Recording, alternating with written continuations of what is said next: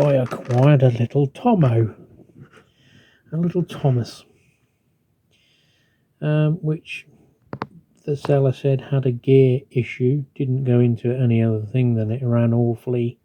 Probably didn't run at all. It probably just sat there and made lots of noise.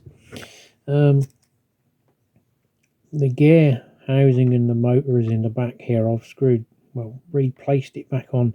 I thought simply the chassis screws to this base of the body, and this then comes down and meshes into the little gear wheel there, and this is already screwed to this base frame, and the body is screwed together via these two screws. But underneath the chassis block on this earlier version, on the later one they actually had the intelligence to put the access hole so that you didn't have to take this off, probably because this has never really been designed to take apart. But I think in someone's infinite wisdom, when they decided to DCC this, which is also a bit of a dog's dinner, they probably undone these two screws and thought that he just lifted the back of the body off and slipped it away, not realising underneath here there is the front screw hidden here. Not that bit, because I'm going back to front on the bloody camera. This little recess just allows the head of the screw, I guess. But as you can see, they're straight underneath the blue body. This recessed dish piece is missing. If I took it off, you can see quite clearly that it's broke away. There's evidence that the little moulded cap has snapped off along with the screw, which wasn't in any of this. So they were obviously aware of it because there's no more screw. So I think it was a case of plead ignorance and sell it off as an half a daily bodge job. So my question now is, I've got to try and find a screw similar to this to fit in the body. Now, despite having all of those screws that I bought, they're either too small. I've got to look for some more, but the other one's a round head or countersunk, so you know it's a case of you got everything and never the right one. So the problem is, what I thought as the solution to the problem, once I can find a screw, is a tiny little washer that will fit over this area of the frame and allow the screw to obviously have some purchase and bring the body back into tightness against the frame. And then when you screw this back in, there should be enough to mesh it together. If it doesn't do it after that, I don't know. They're not worn, there's just very little clearance. And as you can see, the two fixings here and here. Now the front one has no purchase on the screw, and the back one you can see is cracked. So I need to fill them with super glue and just tap them out so that when I put the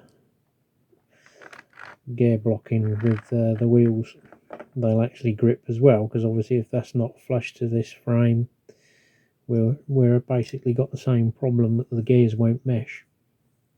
So at the minute the problem the gears won't mesh is because the body doesn't sit down tight at the front. There is very little, you know, if I push it tightly with my hand it grips, and if I let go there's just that sort of, I don't know, less than half a mil of movement, not even that, and the gears don't mesh.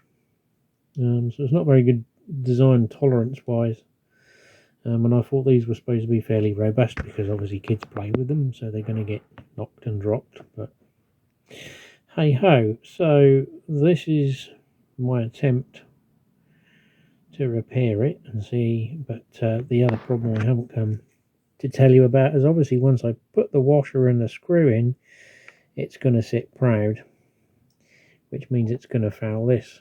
So the only way around that is for me to enlarge this recess or file it away, mill it away, grind it away to allow for the head of the screw and the washer. Again, because this has got to sit flush against this. So it's a bit of a pain in the bum, but that's the only thing I can come up with. I've had it before with like plastic housings. Even if you've got the piece and you glue it back down, as soon as you do the screw up, you hear the crack and the glue beads failed and it's just pulled away. So that's the only thing I can think of is a washer and a slightly longer screw. Maybe I can file the head of the screw down a little bit, but I think I'm going to have to file a piece out of the chassis block, and then hopefully it'll all hold together. But the problem is then I've reached a stage where I've done something to it and I can't send it back. So it's a rock and hard place, because obviously, although he said it didn't work properly, he didn't explain as to why it didn't work properly, because really it's not something you'd be able to generally fix without having a new chassis frame. And I think Bachmann have changed it slightly over the years, so it's not like I haven't even looked to see if they've even got the part, but the cost of this plus the new part would probably be equal to that of buying a working one.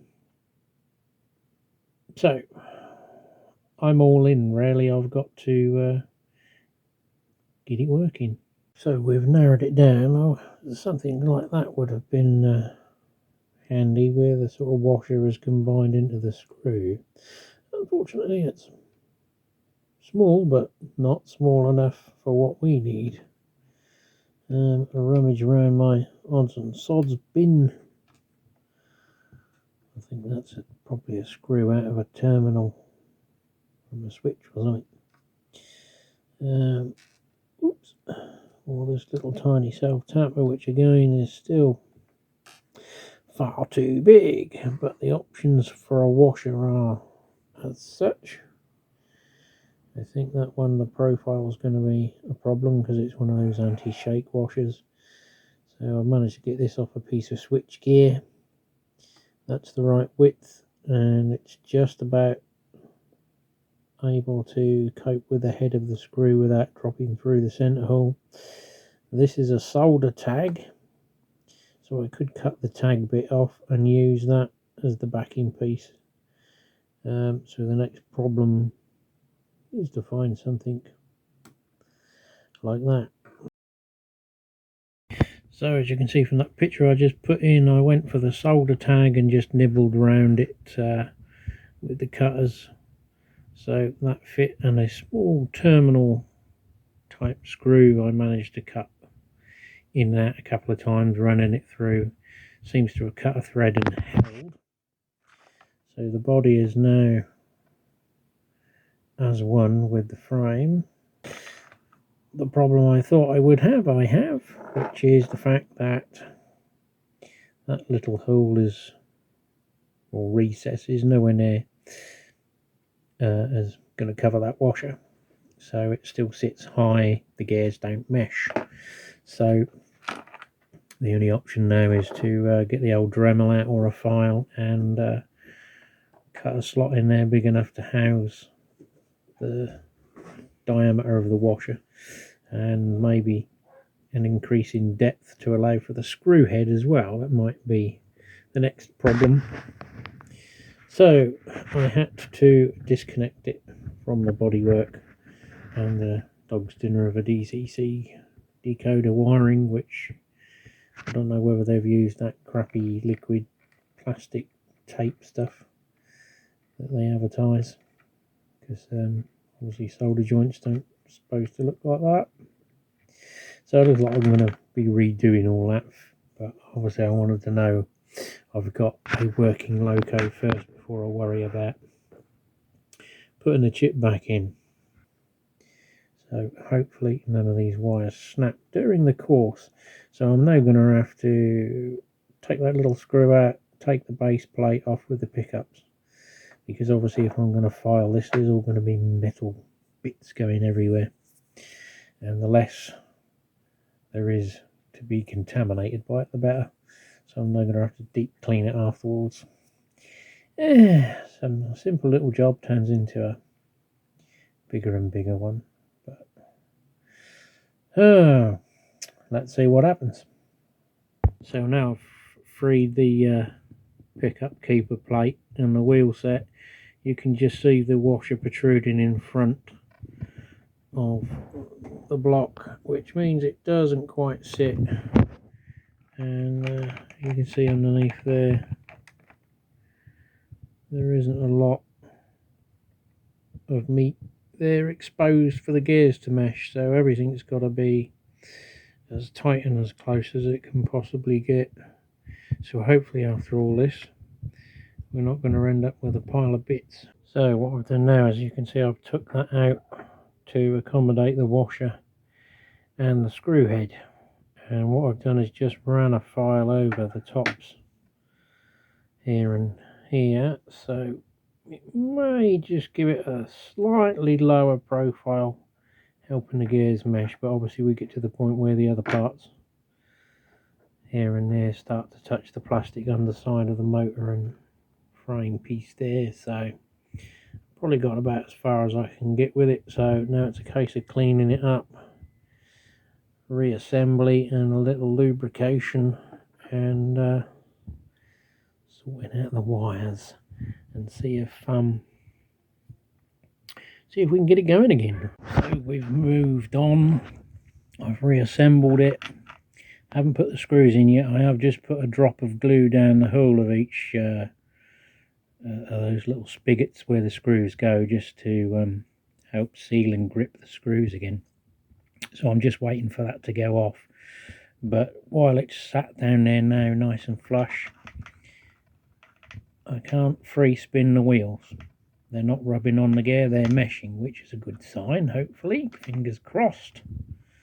So as soon as that glue takes, I'll pop the screws in, and then it will be time to sort out the wiring. Yeah, we'll see what happens, because I didn't try it on DC. I just put a battery on it and it worked, except it didn't mesh, so there was no drive.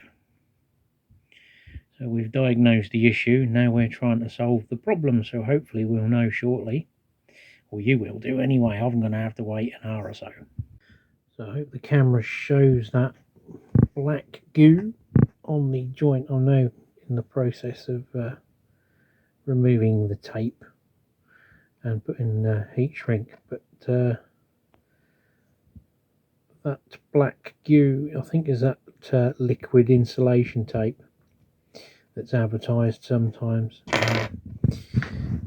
Having been in the process of taking the tape off, that stuff is just brittle and falls to bits. I've been cleaning it off with my nails and discovering that he hasn't soldered it and then put that goop over it. They just twisted the wires together, put the goop over it, and then tape. So that probably hasn't helped either. Certainly wouldn't be a very good installation. He's alive!